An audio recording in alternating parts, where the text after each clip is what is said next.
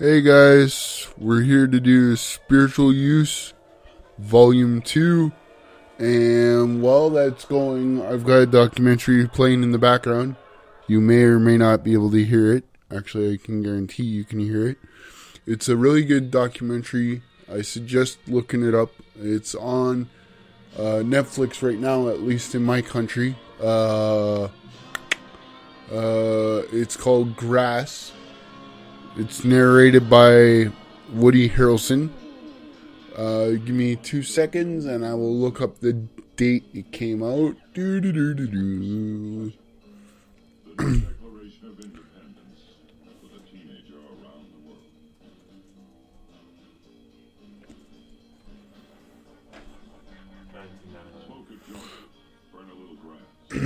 Okay, Grass came out in 1999.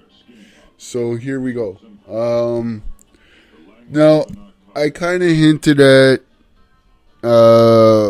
if you're using marijuana for spiritual purposes or religious ceremonies, which, yes, there is some religions out there, including my own spiritual belief, as well as some fellow brothers and sisters, that there is spiritual time to use marijuana, especially on 420, and that's not a joke. I've been thinking from watching this documentary, Grass, and just from my own reflections, that one of the biggest reasons that marijuana became attacked again in the mid 70s, especially in the 80s with the Nancy Reagan Just Say No campaign, which, by the way, she was on glue because she really should have done her research. First of all, when it comes to the bigger things, it's not that easy to just say no. But you can't equate everything that was going on with the 80s and the Just Say No campaign. Everybody says, well,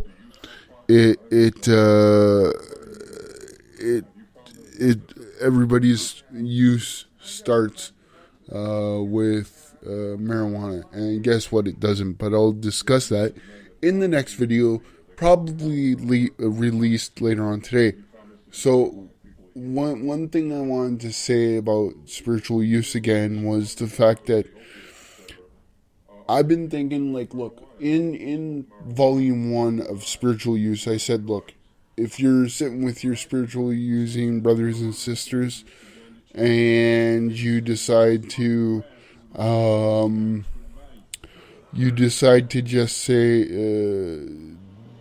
use some cannabis together, whether it's in cookies or you're sitting there and you decide to smoke, maybe listen to the classic songs of the 60s, which, if you really listen to the best songs of the 60s, in my opinion, they were about social change. The 60s was a time for social change. Then people lost their edge, and now people are getting their edge back, but there's also a bunch of trolls on the internet, which I'll get into that later. But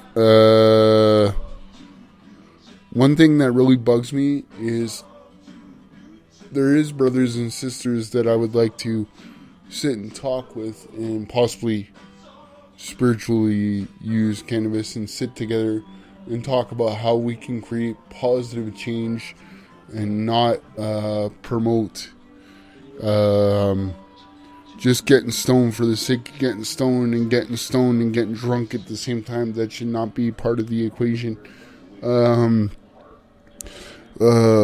One thing that really bugs me, though, is if you look at the Canadian law, the way it's written is, if I was sitting here with a spiritual using brother or sister, and we were sitting there smoking a joint together, and just me passing a spiritual use joint to my fellow brother or sister, if there was a cop, let's say we were in a park.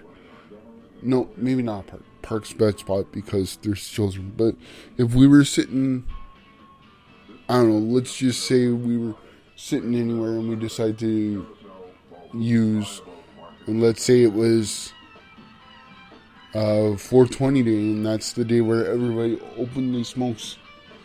And cops tend to look the other way, which the fair ones, we appreciate you guys. But if I went to pass one to my spiritual using brother or sister, and then they turned around and they said to me, well, you guys are trafficking because you're giving him a joint. First of all, it's a waste of tax dollars, and you hear about it all the time. There is people getting arrested for joints or small grams. There was even a judge recently that said, I'm not even going to prosecute this trial. I'm not even going to deal with this because we can't get a fair jury. Everybody said they're not going to deal with this. It was a couple grams of weed, I believe it was, and they said they weren't going to deal with it. Now, the way I'm looking at this is, if you were to ask me what trafficking is, it'd be exchanging of money for cannabis on the street. Now, here's the thing. For at least 40 years, maybe 50 years,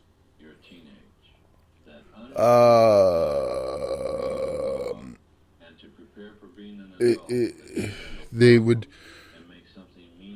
how do I put this? For the last 40 years, they've been saying, oh no, we can't traffic. But now that the new millennium's here and people are waking up, and you got Canada looking to make it legal, you got certain states making it legal, all of a sudden they want to traffic or sell weed, and it's okay. And here's the thing. These guys, half of the half of the companies that make this stuff aren't even, they're just looking for bigger is better, or the more weed, the more we can make off of it. And you got people that are making edible gummy bears, and they're just like, you got one news reporter, look it up, she scarfed it all down one day, and she got really, and when you're eating edibles, it's not done properly, or you're eating too fast, and you're waiting for an instant high. Well, guess what? Because the food's got to be digested, it slowly goes through your bloodstream. So then all of a sudden, she was baked out of her skull. And then you got the cop, for instance, that stole some stuff from the evidence locker, and he was calling 911 and telling 911 operators he was dead. So, I'm worried about these companies that just just they make whatever they want, and they do whatever they want, and then it's fine. And yet, if I was to give to my fellow brother or sister that's a spiritual user, we get arrested. Now, I openly admit I haven't done that, because I ain't going to go waste the taxpayers' dollars on something so stupid. And I'm not going to friggin' deal with this. I'm not going to deal with it. I'm not going to deal with the headache of using what God gave us for the healing of all nations, and giving it to a brother or sister to be like, yeah, go ahead, I know your back's sore, but give this a shot. Until the government changes the laws and makes clear cannabis laws, I ain't gonna share until those laws change. And I'm not trying to be an asshole. I just don't want to waste taxpayers' dollars. So, what's really funny is you're not allowed to share a joint, but you're allowed to, like, I live with smokers all my life, and you hear it all the time. Yo, can I get a bud off you, or can I get a smoke off you? Can I buy a pack off you? Boom, that's no problem. Was it last year, or was it 2014? 2012. Give me a minute. I'll look it up. It was 2012, I believe, and the tax revenue for, now I'll look up the year later and I'll double check, but I do remember the tax revenue from cigarettes alone, $2.8 billion for the Canadian government. That is bullcrap. And the year is 2012.